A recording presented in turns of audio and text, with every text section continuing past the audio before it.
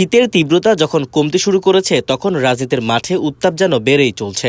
শেখ হাসিনার ফ্যাসিস্ট শাসনামলে অনুষ্ঠিত তিনটি জাতীয় সংসদ নির্বাচনে ভোট দিতে পারেননি দেশের মানুষ। বিশেষ করে তরুণ প্রজন্মের বিশাল একটি অংশ তাদের জীবনের প্রথম ভোটাধিকার প্রয়োগ করতে পারেননি এখনো। 2024 সালের 5ই আগস্ট ছাত্র জনতার গণঅভ্যুত্থানের মাধ্যমে বাংলাদেশে ফ্যাসিস্ট হাসিনার পতন হয় এবং প্রফেসর ডক্টর ইউনূসের নেতৃত্বে গঠিত হয় অন্তর্বর্তীকালীন সরকার। আর সেই অন্তর্বর্তীকালীন সরকারের অধীনেই আগামী 12 ফেব্রুয়ারি অনুষ্ঠিত হতে যাচ্ছে দেশের সবচেয়ে আলোচিত ও গুরুত্বপূর্ণ এই ত্রয়োদশ জাতীয় সংসদ নির্বাচন। এছাড়াও এদিনে আলাদা ব্যালট পেপারে ঐতিহাসিক জুলাই সনদ বাস্তবায়ন ও রাষ্ট্রের মৌলিক সংস্কার বাস্তবায়নের জন্য অনুষ্ঠিত হবে গণভোট। আসন্ন ত্রয়োদশ জাতীয় সংসদ নির্বাচন ও গণভোট নিয়ে কি ভাবছে নোয়াখালী সরকারি কলেজের শিক্ষার্থীরা, সে বিষয়ে জানার চেষ্টা করেছে ধ্রুবকণ্ঠ। আসন্ন নির্বাচনে আমরা চাচ্ছি যে একটি সুষ্ঠু ভোটের আয়োজন করা হোক। সচরাচর এমনটা হয়ে থাকে যে আমরা ভোট কেন্দ্র যাওয়ার সুযোগ পাই না। অনেক সময় এরকমও হয় যে আমরা ভোট দিতে গিয়েও যথাযথ প্রার্থীকে ভোট দিতে পারতেছি না।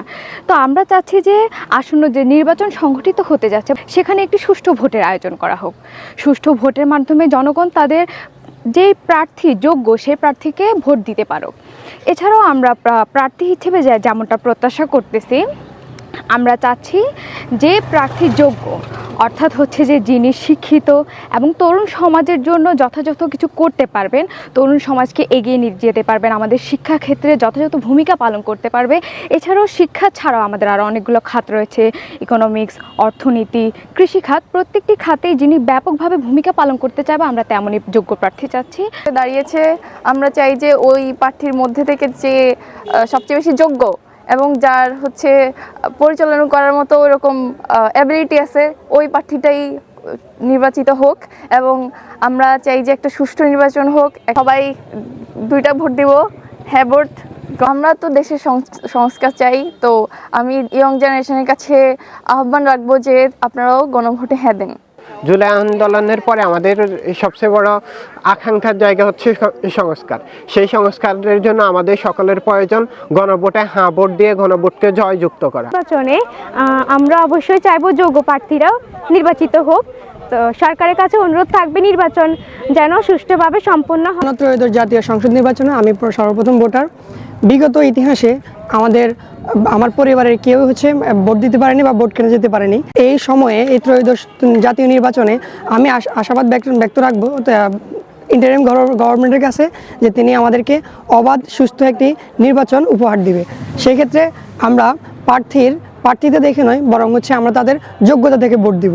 এবং আমি নোয়াখালীর ভোটার হিসেবে চাইবো আমাদের নোয়াখালীর প্রার্থীরা কিছু ইশতেহার সেই ইশতেহার দেখেই আমরা নোয়াখালীর যোগ্য নেতা তৈরিতে আমরা ভোট প্রদান করব।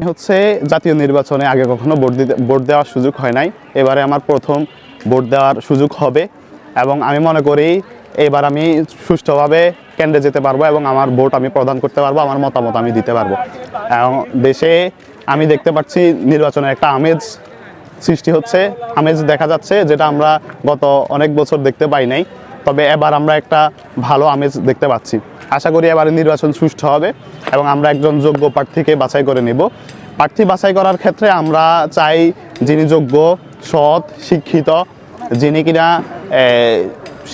শিক্ষার মান বা সার্বিক বিবেচনায় উনি সব দিক থেকে ভালো করবেন। আমাদের যে আসন, ওই আসনের জন্য উনি কাজ করবেন, ওনার যেটা দায়িত্ব উনি ওটাই করবেন, ওইটার বাইরে উনি অতিরিক্ত কিছু করতে গিয়ে ওনার মূল কাজ থেকে সরে যাবেন না। আর সংস্কার বিষয়ে যেটা গণভোটে আমি অবশ্যই হায়ের পক্ষে থাকব, কেননা আমি চাই একজন প্রার্থী বা একজন সরকার সর্বোচ্চ 2 বার নির্বাচিত হোক, অর্থাৎ সর্বোচ্চ 10 বছর উনি ক্ষমতায় থাকুক। এই জন্য আমি চাই যে গণভোটে সবাই হ্যাঁ ভোট দিক এবং আমি ব্যক্তিগতভাবে গণভোটের হায়ের পক্ষে। কারণ আমরা জানি একটা সরকার দীর্ঘদিন যদি ক্ষমতায় থাকে ওনার মধ্যে স্বৈরাচারী একটা ভাব চলে আসে, ওইটা যাতে না হয় সামনের দিকে একজন প্রধানমন্ত্রী সর্বোচ্চ 10 বছর ক্ষমতায় থাকুক, এটা আমি চাই। এই জন্য আমি গণভোটে হায়ের পক্ষে। অবশ্যই আমরা যোগ্য প্রার্থী চাই। আমরা চাই যে আমাদের তরুণ সমাজকে আরও এগিয়ে নিয়ে যাবে।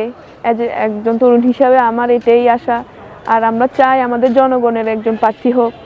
আর একজন তরুণ সমাজ হিসেবে আমি চাই যে আমরা গণভোটে হ্যাঁ বলি, কেননা গণভোট মানে হচ্ছে তরুণদের জুলাই অভ্যুত্থান, জুলাইকে হ্যাঁ বলা। জুলাইতে ছিলই সবাই আমাদের তরুণ ভাইয়েরা, আমাদের আপুরা যারা নিজেদের জীবন দিয়েছে আমাদের দেশকে নতুন করে উপস্থাপন করার জন্য, নতুনভাবে দেখানোর জন্য আমাদেরকে করেছে, জীবন দিয়েছে। তাই আমি চাই যে তরুণ হিসেবে তোমরাও চাও, তোমাদেরকেও বলি যে তোমরা গণভোটে হ্যাঁ বলো। 17 বছর ধরে আমরা দেখে এসেছি যে একজন ব্যক্তি বা একদলীয় রাজত্ব আমরা দেখে এসেছি। আমরা এবার একজন তরুণ ভোটার হিসেবে কিংবা আমরা নতুন ভোটার হিসেবে আমরা চাই যে এমন কাউকে আমাদের নেতৃত্বে আনতে, আমাদের নোয়াখালী অঞ্চল কিংবা আমাদের সারা বাংলাদেশের মধ্যে আমরা নেতৃত্বে আনতে। দুর্নীতির বিরুদ্ধে তারা একদম শক্ত হয়ে দাঁড়াবে এবং যারা এমন হবে যে অনেকে আমরা দেখতে পাই যে এরকম নির্বাচনের পরে আমরা তাদেরকে হারিয়ে ফেলি, তাদেরকে আর আমরা দেখতে পাই না।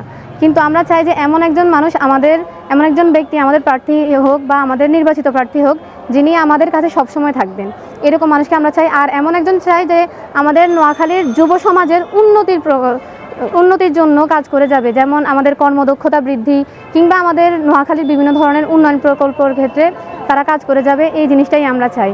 আর গণভোট আমাদের প্রাণের একটা দাবি আমরা মনে করি, কারণ হচ্ছে যে গণভোটকে হাঁ বলা মানে হচ্ছে আমাদের বাংলাদেশ, গণভোট মানে আমাদের বাংলাদেশ বলতে পারি আমরা। আর গণভোট মানে হচ্ছে যে হাদি হত্যার বিচার, গণভোট মানে হচ্ছে যে আমাদের নতুন করে ফ্যাসিবাদের দমন, নতুন করে ফ্যাসিবাদকে রোধ করা। আর গণভোট হচ্ছে যে আমাদের মানবিক অধিকার কিংবা নৈতিক অধিকার, আমাদের যে অধিকার, সেই অধিকারটা নিশ্চিত করা। এই জন্য আমরা সবাই গণভোটকে হাঁ বলি। গত 17 বছর থেকে আমাদের যে ভোটের যে অধিকার হরণ করা হয়েছে, তার কারণে আমরা কখনোই সুষ্ঠুভাবে ভোট দিতে পারিনি, অর্থাৎ ভোটের অধিকারটা প্রয়োগ করতে পারিনি।